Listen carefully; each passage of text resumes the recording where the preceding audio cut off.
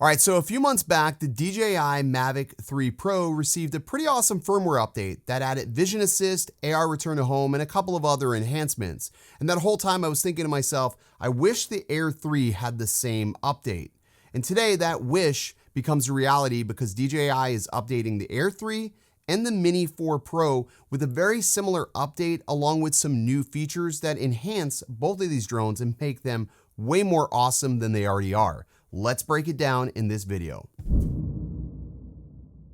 What's good, everybody? Ken here. You're watching OriginaldoBo. In today's video, we're going to go over the brand new firmware update for the Mini 4 Pro and the DJI Air 3. I do want to make mention as we're going through this update that not all the features will be the same for both the Air 3 and the Mini 4 Pro. There are some differences, mostly because the Air 3 does have those dual cameras, so some items that we talk about will not apply to the Mini 4 Pro. With that being said, let's just jump right into it with Vision Assist.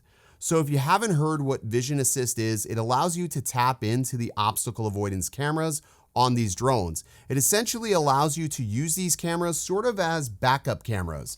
Think of it as an advanced safety feature that allows you to navigate a little bit easier or see if something is directly behind the drone that could cause issues or be an obstacle in your way. I find myself using Vision Assist quite frequently with real estate. Sometimes I'm near power lines or trees, and I just want to see how close I can actually back the drone up against it. And sometimes I even have to turn off obstacle avoidance altogether. So having the ability to utilize Vision Assist is super handy, and it's honestly an invaluable feature that has saved my drone numerous times already.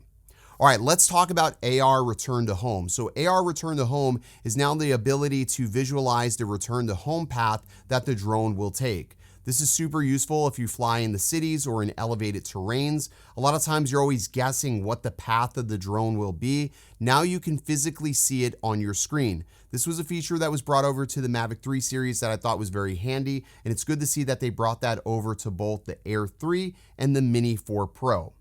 Another feature that both of these drones will be receiving is AutoTrack 360.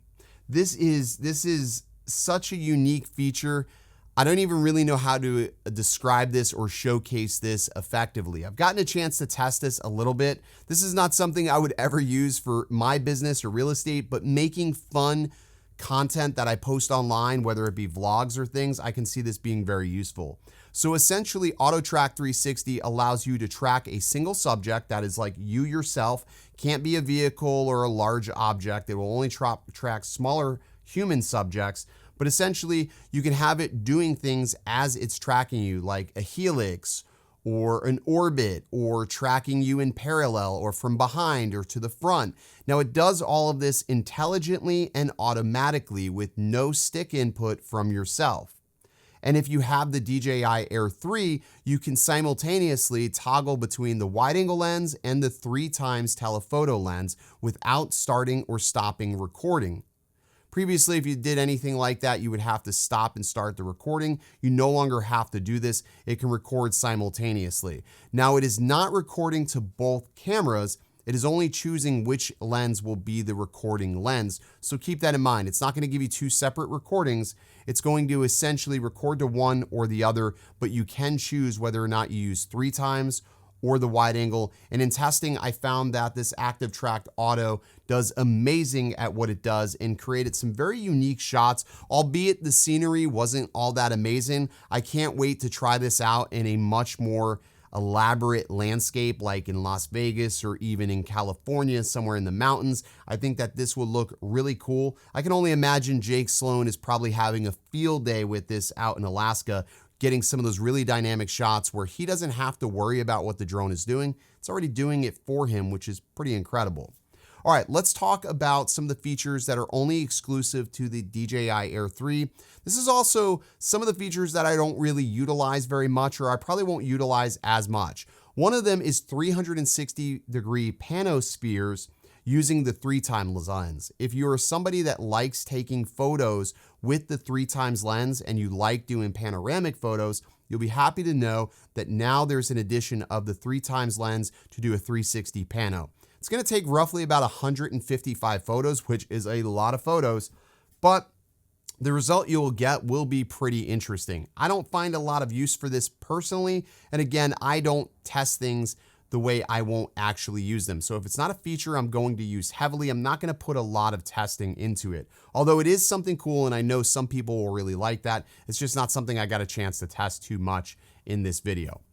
Another thing that they did add is digital zoom. You can now use the scroll wheel on the right-hand side of the RC to do digital zoom. You can go from 1 to 3 times digital zoom, and you can go 3 times to 9 times. Now this could be very useful, especially in real estate if I was in a pinch and I needed just a little bit more out of my camera.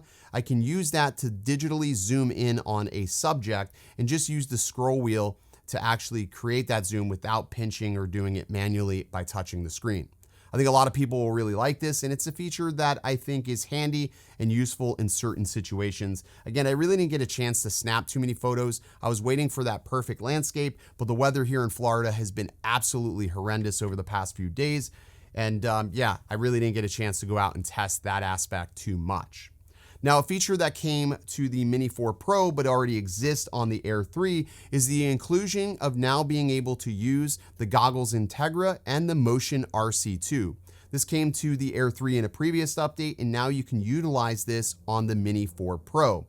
Now, I've never actually flown any of these drones with the DJI goggles, and it was an interesting experience. And I will say that the Mini 4 Pro, being as small and agile as it is the closest you will get to sort of a faux FPV experience.